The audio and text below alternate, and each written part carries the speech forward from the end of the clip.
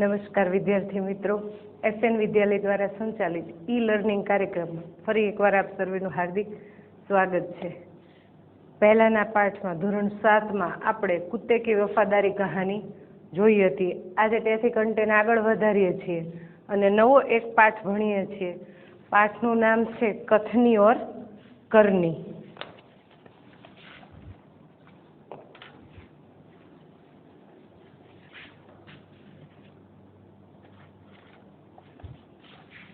विषयांक है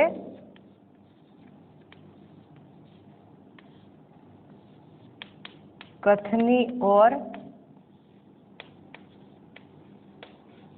करनी।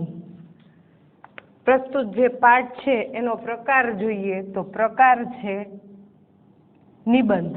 आ एक निबंधात्मक पाठ है। प्रस्तुत गद्यनो प्रकार जो पूछवामां आवे तो शू छे? निबंध।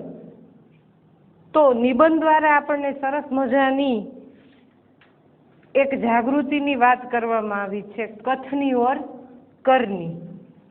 कथनी यानी के कहेवुं अने करनी एटले के कार्य करवुं। कथनी और करनी व्यक्ति जे कहे छे ए ज करे छे के नथी करतो, ए आखी बात उपर निबंध द्वारा एटले के निबंध स्वरूपे आपने आ पाठ आपेलो छे। एटले पहलो आपने एक क्वेश्चन मळे छे के कथनी और करनी गद्य का प्रकार बताइए। तो कौन सा है? निबंधात्मक अथवा निबंध। अब कथनी और करनी केवल मनुष्य के लिए है। क्यों? तो ईश्वर ने मनुष्य को ही सबसे बुद्धिशाली, सबसे सुंदर और सबसे आकर्षक बनाया है। मनुष्य की कथनी और करनी जब एक न हो तो उसकी क्या हो जाती है? उसकी जो वैल्यू है वो डाउन हो जाती।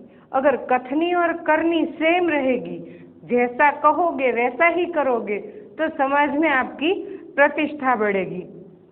तो हमारा जो पहला क्वेश्चन हमें मिलता है कि मनुष्य ही, सृष्टि में मनुष्य ही सर्वोपरि क्यों है? क्योंकि पेज नंबर 23 पर ईश्वर ने मनुष्य को अन्य प्राणियों से किस प्रकार श्रेष्ठ बनाया है। तो उसी प्रश्न का जवाब अगर हम ले तो एक मनुष्य ही है जिसने भगवान ने जिसे सुंदर आकर्षक शरीर दिया है, सोचने के लिए बुद्धि दी है, बुद्धि के अलावा चातुर्य दिया है जिससे वो अच्छे अच्छे निर्णय ले सके और बुद्धिपूर्वक अपना कार्य कर सके। तो इसके अलावा वह श्रम कर सकता है, सोच कर सकता है, आगे बढ़ सकता है। तो यह केवल मनुष्य ही कर सकता है। जबकि प्राणी को ऐसी विशिष्ट बुद्धि या विशिष्ट शरीर नहीं दिया गया है, तो उसकी जो क्षमता है वो वहाँ तक सीमित है। लेकिन मनुष्य की जो बुद्धि है उसकी तुलना पर कोई नहीं आता। इसीलिए मनुष्य को सबसे श्रेष्ठ कहा गया है। मानव जीवन प्रभु की अनमोल देन है। सभी प्राणियों में मनुष्य को प्रभु ने विशिष्ट शक्तियाँ प्रदान की है। इसीलिए वह संसार में बहुत ही अच्छे ढंग से जीवन पालन करता है। मगर सभी लोग हर समय सही काम नहीं करते। यानी कि मनुष्य है वो अच्छा ही काम करेगा ऐसा तो नहीं है। सभी मनुष्य अच्छे ही काम करेंगे, यानी कि जो बोलता है वही करता है, ऐसे सब लोग नहीं होते। उनमें से कुछ लोग ऐसे हैं जिनकी कथनी यानी कि बोलना और कहना अलग अलग है। कई बार मनुष्य कहता कुछ है और करता कुछ है। कई मनुष्यों की कथनी और करनी में अंतर देखने को मिलता है। इस बात को प्रस्तुत निबंध में उजागर किया गया है। तो इस निबंध के द्वारा हम छोटी छोटी क्रियाओं के द्वारा सीखेंगे कि हमारी कथनी और करनी कैसी होनी चाहिए। पहली जो स्टोरी है, वार्ता छोटी सी, वो लेते हैं। ईश्वर ने मनुष्य को अन्य प्राणियों से श्रेष्ठ बनाया है। इस कहानी के साथ साथ, इस निबंध के साथ साथ हम इसमें आने वाले सभी अपरिचित शब्द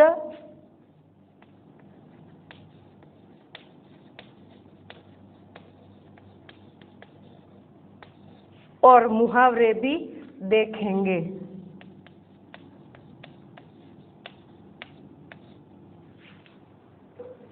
तो ईश्वर ने मनुष्य को अन्य प्राणियों से श्रेष्ठ बनाया है, कई गुणों से उसे संवारा है, इसका उसे अभिमान भी होता है। परंतु स्वयं को गुणों की खान समझने वाला व्यक्ति कई बार ऐसे कार्य करता है जिन्हें वह गलत बताता है। कथनी और करनी में अंतर के ऐसे कई उदाहरण रोज देखने में आते हैं। यहाँ हमें छोटी छोटी स्टोरी द्वारा बात की गई है, पर हमारे निजी जीवन की बात करें तो हमें सुबह से लेकर शाम तक कई ऐसे सारे व्यक्ति मिलते हैं, पर हमारा ध्यान नहीं जाता, जिनकी कथनी और करनी सेम नहीं होती। और कई लोग ऐसे भी मिलते हैं जिनकी कथनी और करनी सरल, यानी कि जो बोलता है वही वह करता भी है। तो मनुष्य जो है मनोमन खुद को क्या समझता है? गुणों की खान। गुणों की खान, यहाँ मुहावरा मिलता है, गुणों की खान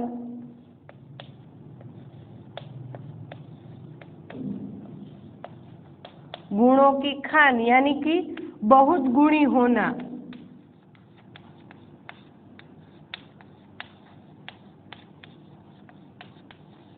तो मनुष्य खुद को क्या समझता है? गुणों की खान, और इसका उसे अभिमान भी है कि मेरे से बुद्धिशाली इस पृथ्वी पर कोई नहीं है। पर उसकी जो कथनी है, यानी कि वो जो बोलता है और वो जो करता है, इन दोनों में भेद होता है, अंतर होता है। तो एक अपरिचित शब्द मिलता है, अंतर यानी भेद।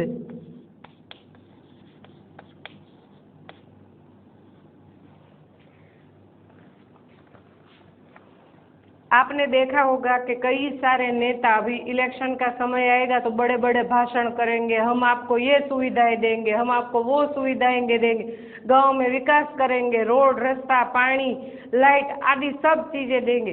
पर इलेक्शन खत्म होने के बाद उस जो चीजों का वादा किया होता है उनमें से 5 चीज भी सक्सेस नहीं होती, यानी कि 5 जरूरतें भी पूरी नहीं हो सकती। तो यह क्या है?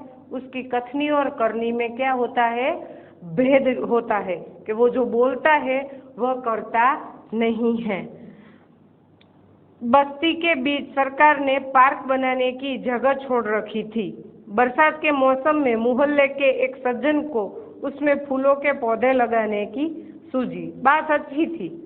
वे कहीं से पौधे लाए, कतार से उन्हें रोपा यानी लगाना।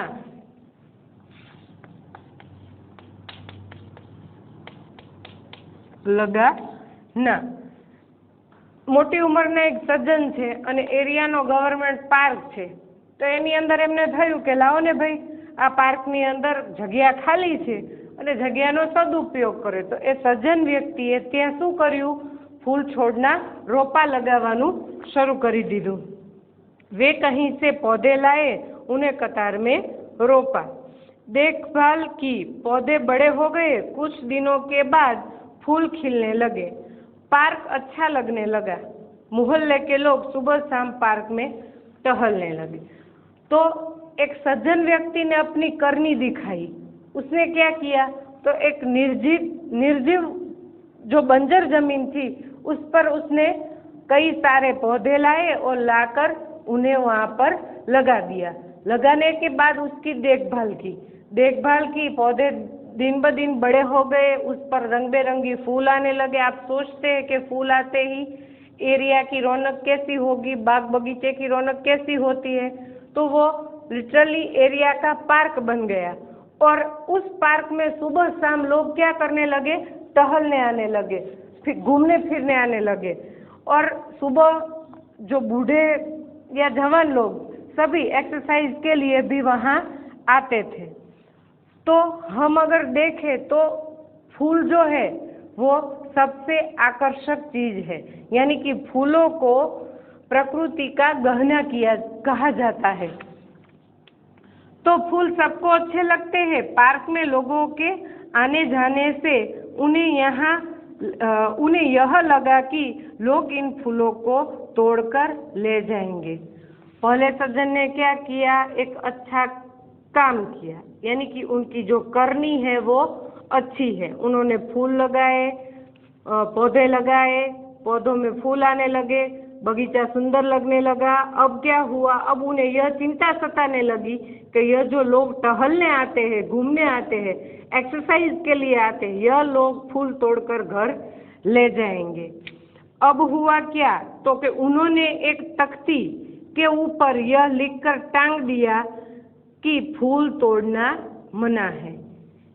इसी ईर्ष्या की वजह से उन्होंने क्या किया, तो उन्होंने एक युक्ति निकाली कि एक तख्ती यानी लकड़ी का या धातु की पट्टी,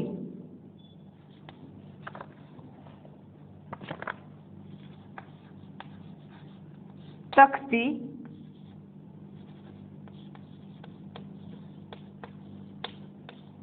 लकड़ी या धातु की पट्टी, गुजरातीમાં આપણે કહીએ તો એક પાટિયું, સરસ મજાના પાટિયા ઉપર લખીને મૂકી દીધું કે ફૂલ તોડના મના હે, એટલે કે અહીંથી કોઈ તમે ફૂલ તોડીને લઈ જઈ શકતા નથી। आते जाते सब उसको पढ़ते, कोई भी फूलों को नहीं तोड़ता। पर मजे की बात तब सामने आई जब लोगों ने तख्ती लगाने वाले सज्जन को बड़े सवेरे जल्दी जल्दी फूल तोड़ते देखा। अपनी शर्म मिटाने के लिए बोले, पूजा के लिए तोड़ रहा हूँ। તકતી જે લગાવેલી છે એ સારી વાત છે કે ભાઈ લોકો ફૂલ છોડ જે છે એને નુકસાન ન પહોંચાડે, કારણ કે ફૂલ એવી વસ્તુ, એવી આકર્ષક વસ્તુ છે કે જેને જોઈને આપણે રહી શકતા નથી। ફૂલની સુગંધ અલગ અલગ હોય છે, ફૂલના રંગ અલગ અલગ હોય છે, ફૂલની જાત અલગ અલગ હોય છે, એના પાંદડા, એના આકાર બધું જ નવું નવું। હવે એ આકર્ષક વાળી વસ્તુ જોઈ અને વ્યક્તિ અથવા તો નાનું બાળક હશે તો એ રહી શકશે નહીં, એ તેને તોડવાનો તરત પ્રયત્ન કરશે। એટલે આ ભાઈએ આઈડિયા કર્યો, શું કર્યું, એક પાટિયું લગાવી દીધું કે અહીંથી કોઈએ ફૂલ તોડવા નહીં। પણ તો કે મજાની વાત તો ત્યારે હતી કે જ્યારે બીજે દિવસે સવારે એ જ વ્યક્તિ જેણે ફૂલ તોડવાની ના પાડી છે તે જ વ્યક્તિ તે જ બગીચામાં જલ્દી જલ્દી એકદમ ઉતાવળે ફૂલ તોડતા નજરે પડ્યા। તો અહીં આપણને શું મળ્યું, તો કે સજ્જન વ્યક્તિ છે એની કથની અને કરનીમાં શું જોવા મળ્યો, ભેદ જોવા મળ્યો। ઉદાહરણ આપું તો હું છું, હું બાળકોને સતત કહેતી હોય કે બાળકો ભાઈ આપણે ક્લાસમાં કે મમ્મી પપ્પા સામે કે ઘરમાં વડીલો પાસે કે ક્યારેય પણ આપણે જૂઠું બોલવું જોઈએ નહીં। આ મારી કથની છે, પણ હું જ ખોટું બોલતી હોય તો, અને બાળકો જોઈ જાય તો મારી કથની અને કરનીમાં શું જોવા મળ્યો, ભેદ જોવા મળ્યો। જ્યારે હું તમને સૂચના આપું છું કે ક્યારેય જૂઠું બોલવું નહીં, તો પછી નહીં તે જો હું જ બોલતી હોય, હું એ વસ્તુને અનુસરતી હોય તો જ હું તમને કહી શકું, ત્યારે મારી કથની અને કરની સરખી કહેવાય। પણ હું જૂઠું બોલવાનું તમને ના કહું છું અને છતાં હું જૂઠું બોલું છું તો મારી કથની ને કરની કેવી થઈ, अलग अलग थे। नवो प्रसंग જોઈએ। बसों में लिखा होता है धूम्रपान करना निषेध है। निषेध यानी वर्जित, वर्जित यानी निषेध, निषेध यानी वर्जित ने वर्जित यानी निषेध, निषेध यानी मना करना। बसों में लिखा होता है, તમે સામાજિક જે લોકો બધા યુઝ કરતા હોય સાર્વજનિક જગ્યા જે હોય છે ત્યાં આપણે લખેલું હોય છે કે અહીંયા કોઈએ ધૂમ્રપાન કરવું નહીં, પાન ખાઈ અને પિચકારી મારવી નહીં। આવી બધી સૂચનાઓ આપણે દિવાલ ઉપર લખવી પડે છે। શા માટે? કારણ કે વ્યક્તિ પોતે સમજતો નથી, એટલા માટે આપણે દિવાલ ઉપર લખવું પડે છે। ભણેલા ગણેલા બધા છે પણ કોઈને અનુસરવું ગમતું નથી। તો અહીંયા પણ બસો में लिखा होता है धूम्रपान निषेध, यानी कि बस में सूचना लिखी है कि धूम्रपान करना मना है। एक बार यात्रा करते हुए देखा कि एक यात्री ने बीड़ी जलाई और पीने लगा। उसे देखकर कंडक्टर ने कहा, भाई साहब बस में बीड़ी सिगरेट पीना मना है। उसने जलती बीड़ी खिड़की से बाहर फेंकवा दी। यानी कि बस का जो कंडक्टर है उसने बोला कि आप बस के अंदर बीड़ी नहीं पी सकते। उस भले आदमी ने अपनी जलती बीड़ी क्या किया, बस से बाहर फेंक दी, क्योंकि जो कंडक्टर ने कथनी कही थी उसी लिए उसने अपनी बीड़ी बाहर फेंक दी। आगे देखते हैं। थोड़ी ही देर बाद कंडक्टर ड्राइवर के कैबिन में जाकर बैठा, सिगरेट जलाई और दोनों पीने लगे। एक दूसरे यात्री ने यह देखा तो लिखे हुए वाक्य की तरफ इशारा करते हुए कंडक्टर से कहने लगे, भाई साहब, बस में सिगरेट पीना मना है। इस पर कंडक्टर शीघ्र बोल उठा, यह वाक्य आपके लिए है, न कि हमारे लिए। बोलो केવું છે? તો કે બસમાં બીડી પીવાની મનાઈ છે, પણ કોના માટે? ફક્ત ને ફક્ત યાત્રીઓ માટે। કંડક્ટર અને ડ્રાઈવર માટે આ સૂચના લાગુ પડતી નથી। તો અહીં આપણને શું મળ્યું કે કંડક્ટર અને ડ્રાઈવરની કથની અને કરણીમાં શું જોવા મળ્યો? ભેદ જોવા મળ્યો। એ કહે છે કે બીડી પીવાની નહીં, પણ એ પોતે જ થોડી ક્ષણો બાદ પોતે જ શું કરે છે? ધૂમ્રપાન કરે છે। તો એની કથની અને કરણીમાં શું જોવા મળ્યો? ભેદ જોવા મળ્યો। નવો એક પ્રસંગ લઈએ। एक व्यक्ति दुकान पर गया, दुकान के सामने खड़ा कर रहा था कि दुकानदार बोला, आप अपना स्कूटर वहाँ सामने वाहन रखने के स्थान पर खड़ा करके आइए। એટલે जो उसकी दुकान थी उसी जगह पर एक यात्री ने अपना स्कूटर रखा। तो दुकानदार बोलता है कि भैया, जो पार्किंग की लाइन है उसी पर आप अपना स्कूटर रख दीजिए, यहाँ मेरी दुकान के सामने मत रखिए। सज्जन ने कहा, मुझे ज्यादा समय तक थोड़ी ही रुकना है, मैं तो सामान लेकर अभी चला जाऊंगा। जो सज्जन व्यक्ति है वो रिक्वेस्ट करता है कि मुझे सिर्फ 2 मिनट का ही काम है, मैं यहाँ ज्यादा देर तक नहीं रुकने वाला हूँ, सिर्फ मैं जो चीज लेना चाहता हूँ वो लेकर मैं निकल जाऊंगा। दुकानदार बोला, परंतु दुकान के सामने बीच सड़क पर स्कूटर खड़ा करना कोई ठीक बात नहीं है। दुकानदार ने कहा, पर यह अच्छा नहीं लगता, आप यहाँ पर स्कूटर छोड़कर चले जाइए, ये ट्रैफिक के लिए समस्या वाली बात है, तो आप अपना स्कूटर यहाँ न रखें और पार्किंग की जगह पर शिफ्ट करें।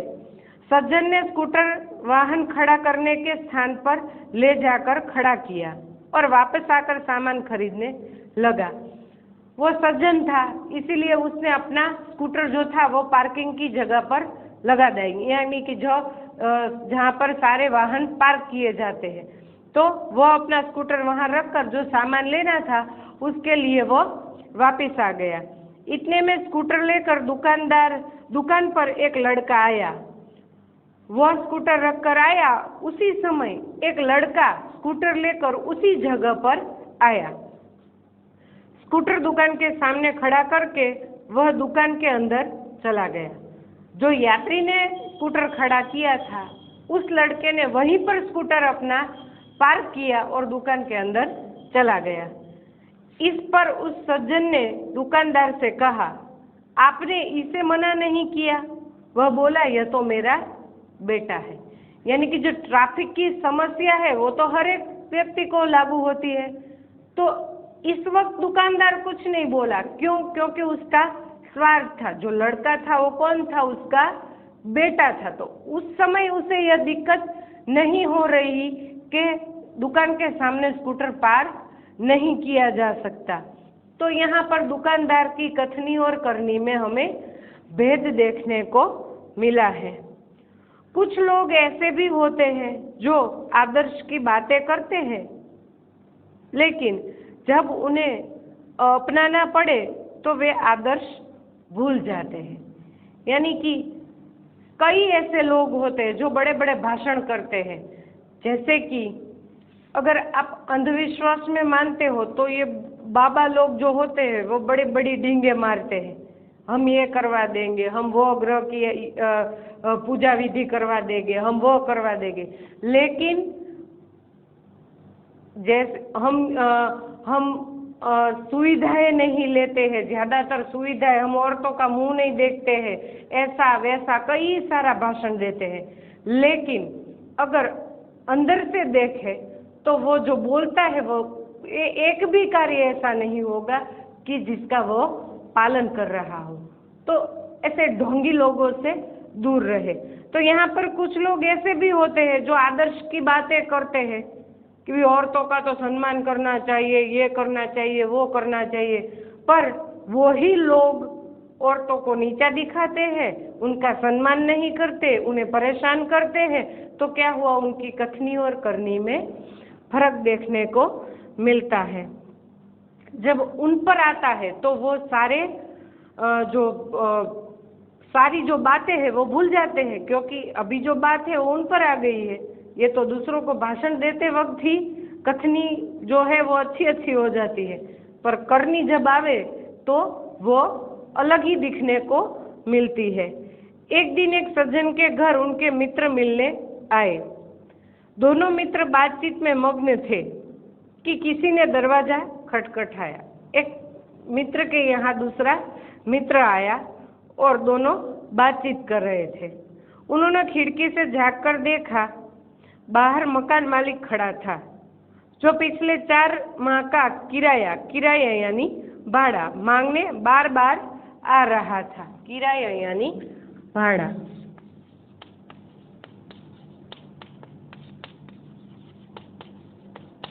एक शब्द આગળના પેરેગ્રાફમાંથી રહી ગયો છે, शीघ्र,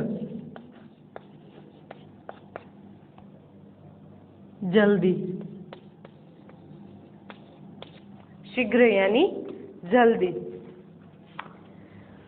तो બે મિત્ર એક રૂમમાં બેઠા છે, અંદરો અંદર વાતચીત કરે છે। એ જ અરસામાં એક વ્યક્તિ બહારથી બારણું ખખડાવે છે અને બારીમાંથી જોવે છે તો મકાન માલિક આવેલો દેખાય છે, જે 4 મહિનાનું ભાડું નથી આપેલું એ વસૂલવા માટે ત્યાં आवेलो छे। उन्होंने अपने बच्चे को समझाकर बाहर भेजा। जब बच्चा बाहर गया तो मकान मालिक ने उससे कहा, तुम्हारे पिताजी से कहो कि मैं मकान का किराया लेने आया हूँ। वो जो भाई साहब थे उन्होंने अपने बच्चे को बाहर भेज दिया कि तू जाकर देख कौन आया है।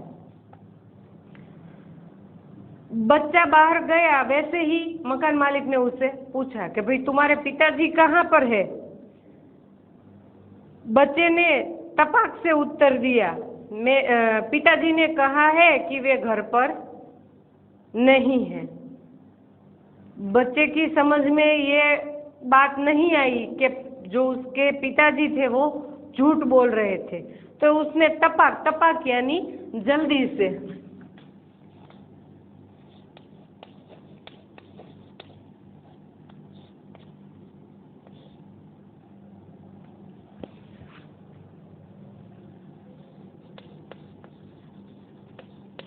शीघ्र यानी भी जल्दी, तुरंत इसका दूसरा अर्थ है तुरंत। और बच्चे ने भी तपाक यानी तुरंत शीघ्र जवाब दे दिया, मेरे पिताजी ने कहा है कि वो घर पर नहीं है। बच्चे की बात सुनकर मकान मालिक हंसने लगा। बच्चा है छोटा, उसे क्या मालूम झूठ क्या सच क्या। ऐसा झूठ सुनकर मकान मालिक खड़खड़ाट हंसने लगा। घर में बैठे मित्र के चेहरे पर भी मुस्कान आ गई, जिसे देखकर वे सज्जन पानी पानी हो गए। यानी कि ऐसी दुष्ट बुद्धि चलाने पर अपने ही आप पर यानी अपने ही पैर पर कुल्हाड़ी मार ली और शर्मिंदा होने वाली बात कही। एक तो मकान मालिक ये झूठ सुनकर हंसने लगा, दूसरा उसका मित्र भी उस पर हंसने लगा और वह पानी पानी हो गया। पानी पानी होना या लज्जित होना।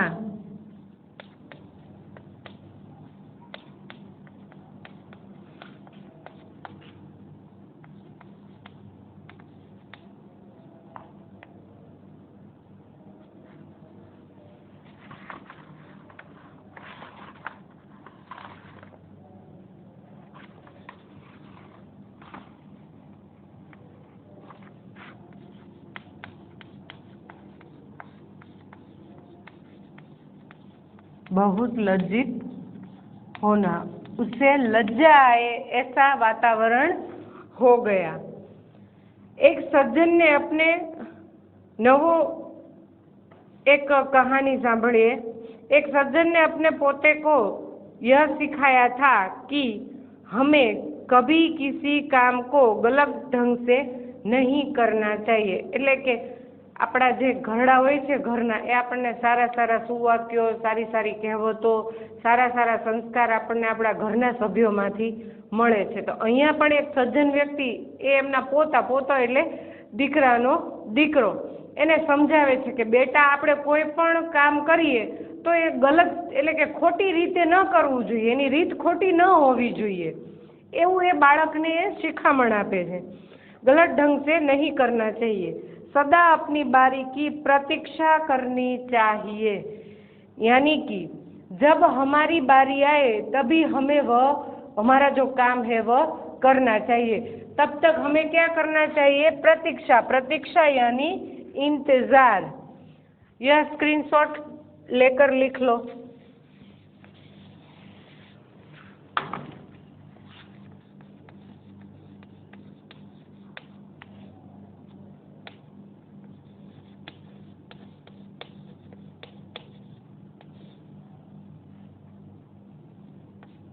प्रतीक्षा यानी इंतजार। हमें अपनी बारी का इंतजार करना चाहिए। एक दिन की बात है, वे जल बिजली के बिल जमा करने के लिए गए। साथ में उनका 8 वर्षीय पोता भी था। एक दिन हुआ यह कि उनका जो बिजली का बिल है वह भरने के लिए जो सज्जन व्यक्ति है वो कहाँ गए? बिजली के बिल की ऑफिस पर। वहां जाकर देखा उन्होंने कि बहुत लंबी कतार थी। वो अपने साथ वो 8 साल का पोता भी ले गए थे। इसके अलावा कतार कहाँ कहाँ लगी देखने को मिलती है। तो इसके अलावा अगर हम देखें तो टिकट, रेलवे की टिकट की लाइन पर, बस की टिकट की लाइन पर, एटीएम पर, बैंक पर, इसके अलावा बाजार में हम जब जाते हैं यानी कि मॉल, जैसे कि मॉल में हम जाते हैं तो जो चीज़ खरीदते हैं हम उसका बिल बनाने के लिए हमें लाइन में लगना पड़ता है। इसके अलावा कहीं भी कोई शो देखने के लिए जाए तो हमें कतार में लगना पड़ता है। तो कई सारी यानी कि सार्वजनिक जगहों पर और अन्य जगहों पर, बैंक आदि, पोस्ट ऑफिस, इन सारी जगहों पर क्या लगाना पड़ता है? कतार यानी कि लाइन लगानी पड़ती है और अपनी बारी जब आए तभी हम वो कार्य कर सकते हैं। बिल जमा करने वालों की लंबी कतार देखकर वे कोई उपाय सोचने लगे। जैसे ही सज्जन ने लंबी लाइन देखी कि यहाँ पर तो लंबी लाइन लगी हुई है, अब मेरी बारी तो कब आएगी, तभी उन्होंने अपना दिमाग शुरू कर दिया और सोचने लगे कि मैं इसमें से शॉर्टकट कैसे अपनाऊं। तो कतार यानी पंक्ति या लाइन।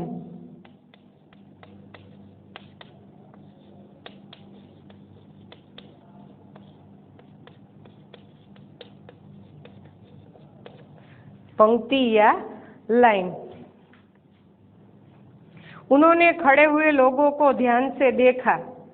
आगे ही एक परिचित व्यक्ति खड़ा दिखाई दिया। वे तुरंत उसके पास गए और बोले, बेटा ये बिल तू घर पर ही भूल आए, लो इसको भी जमा करवा दो। वह व्यक्ति कुछ बोले उससे पहले ही बिल एवं राशि उसके हाथ में थमा दी और एक तरफ जाकर खड़े हो गए। सज्जन ने युक्ति देखी। लाइन में देखा तो एक परिचित लड़का था। उसने कहा, झूठ बोला कि बेटा बिल तो तुम क्या वो जानते नहीं थे, सिर्फ पहचानते थे कि ये हमारे इलाके का लड़का है। तो उन्होंने नाटक शुरू कर दिया, बेटा बिल तो तुम घर पर ही भूल आए थे, लो मैं तुम्हें बिल देने आया हूँ, भर देना ये राशि यानी पैसा, ये पैसा रखो और बिल हमें घर पर आकर दे देना। तो राशि यानी रकम।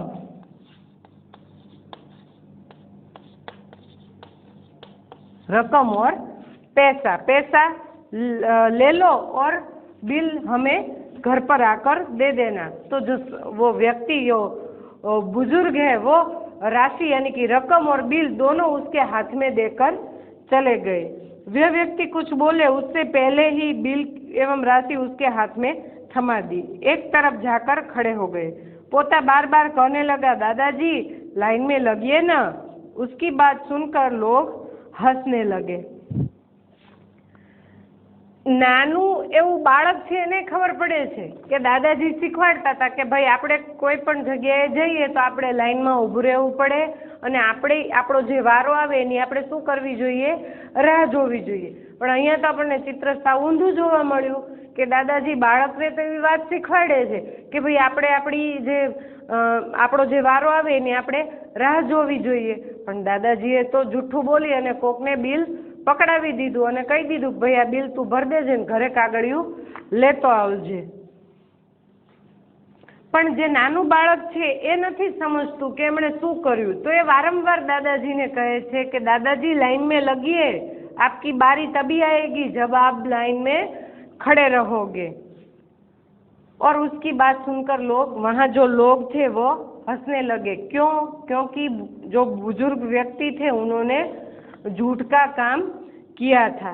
कई लोग ऐसे होते हैं जो आदर्श की बातें करते रहते हैं पर उन्हें अपनाते नहीं। इस प्रकार आचरण यानी कि व्यवहार अच्छा नहीं होता। जो आदर्श की बातें करते हैं पर अपने व्यवहार में वो कहीं दिखाई नहीं देता।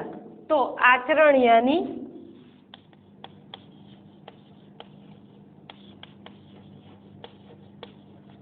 व्यवहार, आचरण यानी व्यवहार।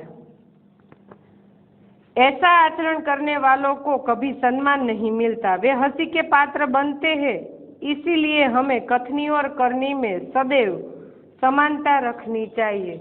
जो ऐसे झूठे काम करते हैं, जो अपनी कथनी और करनी में अंतर यानी कि भेद रखते हैं, ऐसे लोगों को समाज में कभी प्रतिष्ठा नहीं मिलती। वे ज़्यादा से ज़्यादा हंसी के पात्र होते हैं यानी कि उनकी हंसी उड़ाई जाती है। तो सज्जन व्यक्ति होगा वो अपनी कथनी और करनी में भेद नहीं रखेगा, वो अपनी कथनी और करनी एक ही समान रखेगा। इसी से उसे क्या मिलेगा? तो इसी कारण उसे समाज में प्रतिष्ठा मिलेगी। हो कथनी करनी एक समान, जग में मिलता तब सम्मान। अगर आपकी कथनी और करनी सही होगी तभी आपको जगत में सम्मान मिलेगा। तो इस पाठ में अपरिचित शब्द हमने देखे और 2 ही मुहावरे हैं। अगर स्वाध्याय की बात करें तो अभ्यास में पहले प्रश्न की चर्चा तो हमने कर ली कि मनुष्य को श्रेष्ठ क्यों बनाया है, तो कि उसे आकर्षक शरीर दिया है, उसे सोचने के लिए बुद्धि दी गई है, वो तर्क करता है, इसीलिए मनुष्य अन्य प्राणियों से क्या है, अलग है, वो प्रगति करता है। धूम्रपान वर्जित है, कहाँ और क्यों लिखा होता है? तो धूम्रपान सार्वजनिक जगहों पर जैसे कि अस्पताल, रेलवे, बस, पोस्ट ऑफिस, गवर्नमेंट की ऑफिस, स्कूल, कॉलेज, इन सारी जगहों पर यह लिखा होता है। क्यों? तो धूम्रपान जो है वो उससे क्या होता, जो वातावरण है वो दूषित होता है और उस दूषित हवा के कारण हमारे फेफड़े जो है वो भी डैमेज होते हैं यानी कि उसमें नुकसान होता है और ऐसी जहरीली हवा लेकर हमारा स्वास्थ्य बिगड़ता है। इसीलिए हमें धूम्रपान नहीं करना चाहिए। तीसरा प्रश्न है, फूल सबको अच्छे क्यों लगते हैं? तो फूल होते कैसे हैं? सुंदर, उसके अलग अलग रंग होते हैं, अलग अलग सुगंध होती है, उसके अलग अलग आकार होते हैं, इसीलिए हमें फूल पसंद आते हैं। और फूल की क्या उपयोगिता है? तो फूल जो है वो शादी ब्याह में काम आता है, धार्मिक कार्य में काम आता है, किसी के सम्मान में भी फूल काम आते हैं। तो ईश्वर को अर्पित करने के लिए भी फूल काम आते हैं। जो फूल है वो प्रकृति का गहना है, इसीलिए फूल सबको अच्छे लगते हैं। और लोग कहाँ कहाँ कतार में खड़े होते हैं, ये तो बोला। सभी सार्वजनिक जगहों पर क्या देखने को मिलती है? कतार। इसके अलावा प्राइवेट सेक्टर में भी कतार देखने को मिलती है, जैसे कि बैंक, एटीएम, पोस्ट ऑफिस, किसी कॉलेज का फॉर्म भरते हो, किसी स्कूल में एडमिशन लेना हो तो लंबी लंबी कतारें देखने को मिलती है। मॉल में जब बिल बनाते हैं तो ऑलमोस्ट सभी क्वेश्चन की हमने बात की। इसके अलावा अपरिचित शब्द देखे, मुहावरे देखे, और नए टॉपिक के साथ फिर मिलेंगे। तब तक के लिए जय भारत।